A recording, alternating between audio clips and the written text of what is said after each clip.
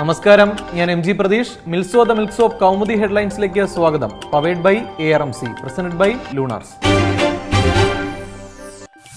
പ്രക്ഷോഭത്തിന്റെ പ്രളയത്തിൽ മാണി ബഡ്ജറ്റ് അംഗീകരിക്കില്ലെന്ന് VS. Budget അവതരണ വേളയിൽ സഭയിലെ നടപടിക്രമങ്ങൾ പാലിച്ചില്ല. സ്പീക്കർ ഡയസിലില്ലാത്ത ബഡ്ജറ്റിന് സാധുതയില്ലെന്നും പ്രതിപക്ഷ നേതാവ്. വനിതാ MLA-മാർക്കു നേരെ കയ്യേറ്റ ശ്രമം നടന്നതായി പ്രതിപക്ഷം. വാച്ച് ആൻഡ് വാർഡിനെതിരെ പരാതി നൽകും. 20 MLA-മാർക്ക് ക്രൂരമർദ്ദനമേറ്റെന്നും പരാതി. സഭയിൽ ധനമന്ത്രി ബഡ്ജറ്റ് വായിച്ചത് 6 മിനിറ്റ്. നിയമസഭയ്ക്ക് പുറത്ത് പ്രക്ഷോഭം കനക്കുമ്പോൾ മാധ്യമപ്രവർത്തകർക്ക് മുന്നിൽ മാണിയുടെ ബഡ്ജറ്റ് അവതരണം.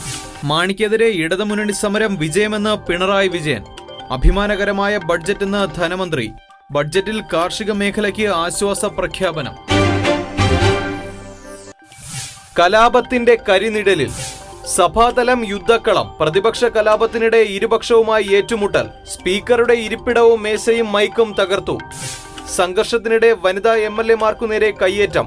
ബഹളത്തിനിടെ V ശിവൻകുട്ടിക്കും KK ലതികയ്ക്കും ദേഹാസ്വാസ്ഥ്യം. ഇളകിമറിഞ്ഞ് സഭാതലം.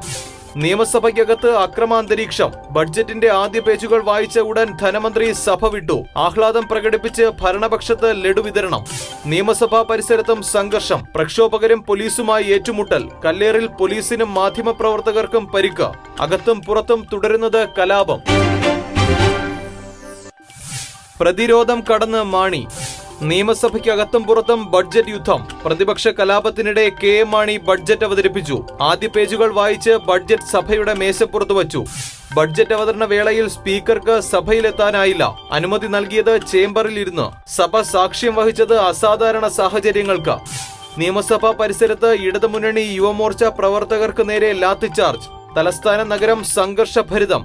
മാണിയുടെ ബഡ്ജറ്റ് അവതരണം തടയാൻ പ്രതിപക്ഷ സന്നാഹം ഇന്നലെ രാത്രി മുതൽ. പ്രതിരോധം തീർക്കാൻ തങ്ങിയത് സഭാ ഹാളിൽ തന്നെ. VS-ഉം നിയമസഭ വിട്ടില്ല. അവസാനിക്കാത്ത അവധിക്കാലം.